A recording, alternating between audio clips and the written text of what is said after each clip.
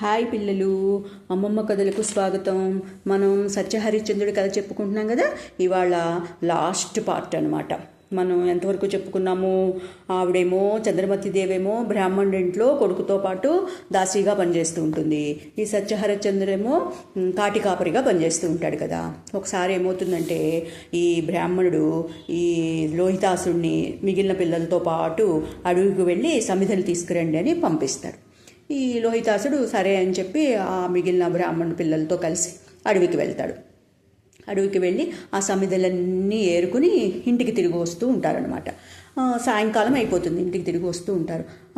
పిల్లలు కదా, వాళ్ళు కబుర్లు చెప్పుకుంటూ ఆడుకుంటూ పాడుకుంటూ వస్తూ ఉంటారు. ఈ చూసుకోకుండా వాళ్ళు ఏం చేస్తారు, ఒక పాము పుట్ట మీద కాలు వేసేస్తాడు ఈ లోహితాసుడు. ఆ పాము ఏం చేస్తుంది, పుట్టలో ఉన్న పాము ఈ లోహితాసుడిని కాటు వేస్తుంది. కాటు వేసేటప్పటికి ఈ లోహితాసుడు పాపం కింద పడిపోయి గిరిగిలా కొట్టుకొని చనిపోతాడు.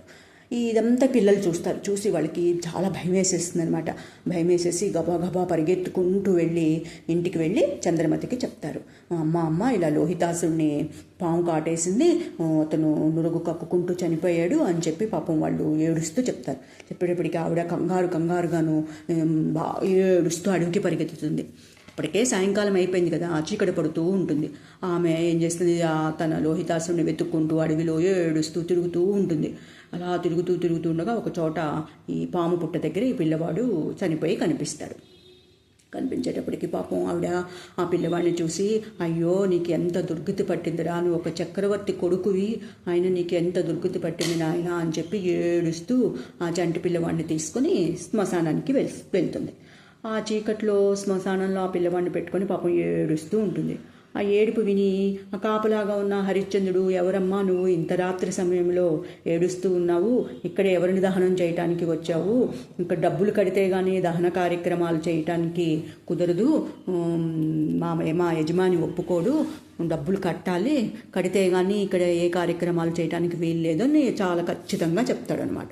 చెప్పేటప్పటికి ఆవిడంటుంది, అయ్యో నా దగ్గర డబ్బులు లేవు, నేనే ఒకరి దగ్గర దాసీగా పనిచేస్తున్నాను, నా దగ్గర అసలు ఒక్క పైసా కూడా లేదు అని చెప్పి పాపం ఆవిడ ఏడుస్తూ చెప్తుందనమాట. ఏడుస్తూ చెప్పినా సరే ఈ వీరదాస్ అంటాడు, నువ్వు దాసివైనా సరే ఎవరివైనా సరేనమ్మా, డబ్బు చెల్లించాల్సిందే, నువ్వు మీ యజమాని దగ్గరికి వెళ్ళి డబ్బులు అడిగి తీసుకుని వచ్చి ఇక్కడ సుంకంగా కట్టి అప్పుడు ఈ కార్యక్రమం చేసుకో అని చెప్తాడనమాట. చెప్పి ఏం చేస్తాడు, ఇంకొంచెం ముందుకు వస్తాడు. ముందుకు వచ్చేటప్పటికి ఈ ఆవిడ మెళ్ళలో ఉన్న మంగళసూత్రం గొలుసు ఉంటుంది కదా, అది కనిపిస్తుంది అనమాట ఈ వీరదాస్కి. కనిపించేటప్పటికి అంటాడు, అయ్యో నీ దగ్గర ఏమీ లేదని బాధపడుతున్నావేంటి, నీ మెళ్ళలో మంగళసూత్రం గొలుసు ఉంది కదా, అది సుంకంగా చెల్లించి నీవు ఈ దహన కార్యక్రమాలు చేసుకో అంటాడు. అనేటప్పటికీ ఆవిడ ఆశ్చర్యపోతుంది. అయ్యే నా మంగళసూత్రం కనిపించింది అంటే ఇతనే నా భర్తే ఇతను, నా భర్తకి తప్ప ఎవ్వరికి నా మంగళసూత్రం కనిపించదు అని చెప్పి ఆవిడ ఏం చేస్తుంది, అయ్యో ఎటువంటి రాజు ఈయన, చక్రవర్తి, అటువంటి ఆయనకి ఇటువంటి దుస్థితి పట్టిందేంటి, ఇటువంటి పని చేయాల్సిన పాపం దుస్థితి ఏర్పడింది అని మనసులో చాలా బాధపడుతుంది అనమాట. బాధపడి అంటుంది, ఒక్కసారి ఈ పిల్లవాడిని చూడవయ్యా, చూసి నన్ను కనికరించు, నా దగ్గర డబ్బులు లేవు అని మళ్ళీ ప్రాధేయపడినా కూడా అతను ఏమంటాడు, ఇది నా అధికారి ఆజ్ఞ, ఆజ్ఞ ప్రకారం నువ్వు పన్ను కట్టవలసిందే, పన్ను కట్టందే ఇక్కడ అసలు ఏ పని చేయటానికి వీలు లేదు, కాబట్టి నువ్వు నీ యజమాని దగ్గర నుంచి డబ్బులు తెచ్చైనా కట్టు, లేదా నీ మెళ్ళలో ఉన్న మంగళసూత్రమైనా ఇక్కడ సుంకంగా కట్టి నీ కార్యక్రమం చేసుకో అని చెప్తాడు. ఇప్పటికి ఆమె ఇంక ఏం చేసేది లేక ఏం చేస్తుంది, తన యజమాని అయిన బ్రాహ్మణుడి దగ్గరికి వెళ్ళి డబ్బులు అడిగి తీసుకురావాలని పాపం అర్ధరాత్రి చీకట్లో ఏడుస్తూ అడవిలో మళ్ళీ తిరిగి బ్రాహ్మణుడికి వెళ్తూ ఉంటుందన్నమాట. అయితే ఇదంతా విశ్వామిత్రుడు మాయే కదా, ఈ విశ్వామిత్రుడే ఇన్ని కష్టాలు వీళ్ళకి కలిగించాడు, కానీ ఇంకా అతనికి తృప్తి కలగల, ఇంకా కష్టం, ఇంకా ఏదో కలిగించాలి అనుకున్నాడు అనమాట. మళ్ళీ ఒక మాయ సృష్టించాడు. ఆ మాయ ఏంటి, వీళ్ళు ఎక్కడున్నారు, కాశీరాజ్యంలో ఉన్నారు. ఆ కాశీరాజుకు కొడుకు ఉన్నాడు. ఆ కొడుకు చక్కగా పడుకుని నిద్రపోతున్న కొడుకుని ఈ దొంగల్ని సృష్టిస్తాడు. ఆ దొంగలు వెళ్ళి ఆ కొడుకుని చంపేసేసి ఆ కొడుకు ఒంటి మీద ఉన్న ఆభరణాలన్నీ మూట కట్టేసుకుని ఈ రాజభటులు చూస్తూ ఉండగా ఈ రాజవీధిలో పరిగెత్తుతూ ఉంటారనమాట. ఈ రాజభటులు చూస్తారు, అయ్యో మన రాజకుమారుడి భవనంలోంచే వస్తున్నారు, రాజకుమారుని చంపేసేసి రాజకుమారుడి యొక్క ఆభరణాలన్నీ మూట కట్టుకుని వెళ్ళి పారిపోతున్నారు, ఈ దొంగల్ని మనం పట్టుకోవాలని ఆ రాజభటులు ఏం చేస్తారు, ఆ దొంగల వెనకాలే వాళ్ళని తరుముకుంటూ పరిగెత్తుతారు. ఈ దొంగలు ఏం చేస్తారు, అడవిలోకి వచ్చేసేసి చంద్రమతి వేడుస్తూ వెళ్తూ ఉంటుంది కదా, ఈ నగల మూట చంద్రమతి కాళ్ళ దగ్గర పడేసి పారిపోతారు వాళ్ళు. ఈ రాజభటులు ఏం చేస్తారు, ఈ వీళ్ళని తరుముకుంటూ వచ్చారు కదా, ఈ చంద్రమతి దగ్గర కాళ్ళ దగ్గర ఈ నగల మూట చూసి ఈమె ఈ దొంగతనం చేయించింది అని చెప్పి ఆమెని ఆ నగల మూటని తీసుకుని రాజుగారి దగ్గరికి వెళ్తారు. రాజుగారి దగ్గరికి వెళ్ళి, ఈమెనండి రాజకుమారుని చంపేసి ఈ నగలన్నీ మూట కట్టుకొని పారిపోతుంది, ఈమెని పట్టుకొని తీసుకొచ్చాము అని చెప్పి రాజుగారి ఎదుట నిలబెడతారు.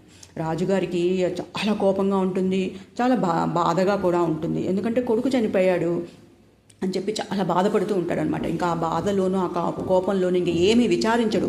అసలు ఆమె దొంగతనం చేసిందా లేదా అని అమ్మాయిని ఏమి అడగకుండానే ఆ అమ్మాయికి ఉరిశిక్ష వేసేసి వీరబాహుడిని పిలిచి వెంటనే ఈ అమ్మాయికి ఉరిశిక్ష అమలు చేయండి అని ఆజ్ఞాపించేటప్పటికి వీరబాహుని తీసుకొస్తారు భటులు వెళ్ళి. ఈ వీరబాహుడు ఏం చేస్తాడు, ఈ తన దగ్గర పనిచేస్తున్నాడు కదా ఈ వీరదాసుడు అనే అతన్ని పిలిపించి, ఇగో ఈ అమ్మాయికి రాజుగారు ఉరిశిక్ష అమలు చేయమని శిక్ష వేశారు, నువ్వు వెంటనే ఈమె కంఠాన్ని నరికేయాలి అని చెప్తాడు. చెప్పేటప్పటికి ఈ వీరదాసుడు ఏం చేస్తాడు, సరే అని చెప్పి అనుకుని మళ్ళీ మనసులో అనుకుంటాడు, అయ్యో స్త్రీని చంపవలసిన పరిస్థితి వచ్చిందే నాకు, ఎంత మహాపాపం చేస్తున్నాను, ఒక స్త్రీని చంపాల్సి వచ్చింది, అయినా సరే ఇది నా యజమాని యొక్క ఆజ్ఞ, నేను పాటించాల్సిందేను, యజమాని ఏది చెప్తే అది చేయవలసిందే నేను అని చెప్పి మనసులో అనుకొని తన యజమాని ఆజ్ఞని పాటించడానికని కత్తి ఎత్తి చంపుదాము అనుకునేంత లోపల తెల్లారిపోతుంది. ఇదంతా జరిగేటప్పటికే తెల్లారైపోయేటప్పటికి ఏమిటి, వెలుగు వస్తుంది కదా, ఆ వెలుగులో ఆ స్త్రీమూర్తిని చూస్తాడు. ఎవరు, ఈ వీరదాసుడు. ఈ చూసేటప్పటికి అయ్యో ఈ అమ్మాయి నా భార్యే చంద్రమతి అని గుర్తిస్తాడు. అయినా సరే యజమాని ఆజ్ఞ పాటించాలని అనుకుంటూ ఉండే లోపల ఈ విశ్వామిత్ర మహర్షి ఏం చేస్తాడు, అక్కడ ప్రత్యక్షమయ్యి అయ్యో నువ్వు స్త్రీని చంపుతావా, అంతేకాకుండా ఆమె నీ భార్య కూడాను, ఆమెను చంపటం నీకు తగునా, అసలు నువ్వు ఒక రాజువి, నీకు మనసు ఎలా వచ్చిందయ్యా, అసలు ఏమిటి నువ్వు చేస్తున్న పని ఏమిటి అని అంటాడు. అని ఇన్ని కష్టాలు పడుతున్నావు, రాజ్యాన్ని పోగొట్టుకున్నావు, కొడుకును పోగొట్టుకున్నావు, కొడుకు చనిపోయాడు, సొంత భార్యని చంపుకునే పరిస్థితి వచ్చింది, ఒక కాపరిగా జీవిస్తున్నావు, ఎందుకయ్యా ఎన్ని కష్టాలు పడతావు, నా మాట విని చక్కగా నేను పెంచుకుంటున్న మాతంగి కన్యలు నిన్ను వివాహం చేసుకోవాలనుకుంటున్నారు కదా, వాళ్ళని వివాహం చేసుకో, నీ కష్టాలన్నీ నేను తొలగిస్తాను అని అంటాడు. మళ్ళీ అనేటప్పటికీ ఈ మాటలు ఏవి ఈ హరిశ్చంద్రుడు పట్టించుకోడు, ఏమి వినిపించుకోనట్లే ఉండి తన యజమాని ఏదైతే దాన్ని ఆజ్ఞాపించాడో ఆ పని చేయటానికి కత్తి ఎత్తి ఆమె కంఠం మీద వేసేటప్పటికి ఆశ్చర్యంగా అందరూ ఆశ్చర్యపోయేటట్టు ఆ కత్తి ఏమవుతుందో ఒక పూలమాలగా మారిపోయి ఆవిడ కంఠంలో పడుతుందన్నమాట. అందరూ చూస్తారు ఆశ్చర్యంగా. అంతలో శివపార్వతులు ప్రత్యక్షమయ్యేటప్పటికీ హరిశ్చంద్రుడు, చంద్రమతి, విశ్వామిత్రుడు, కాశీరాజు, అక్కడ ఉన్న వాళ్ళందరూ సాష్టాంగ నమస్కారం చేస్తారు. వాళ్ళకి పార్వతీ పరమేశ్వరులకి సాష్టాంగ నమస్కారం చేసి భక్తి శ్రద్ధలతో వాళ్ళకి నమస్కారాలు చేస్తారనమాట అందరూ. వెంటనే విశ్వామిత్రుడు అంటాడు, భేష్ రాజా, నువ్వు నిజంగా ఈ ప్రపంచంలో సత్యసంధుడివేను, సత్యానికి నిలబడ్డవాడివి, ఎంత కష్టం వచ్చినా సరే నీ యొక్క సత్యవ్రతాన్ని మట్టుకి మానుకోలేదు, నువ్వు సత్యసంధుడు అని నిరూపించుకున్నావు అని చెప్పి అంటాడనమాట.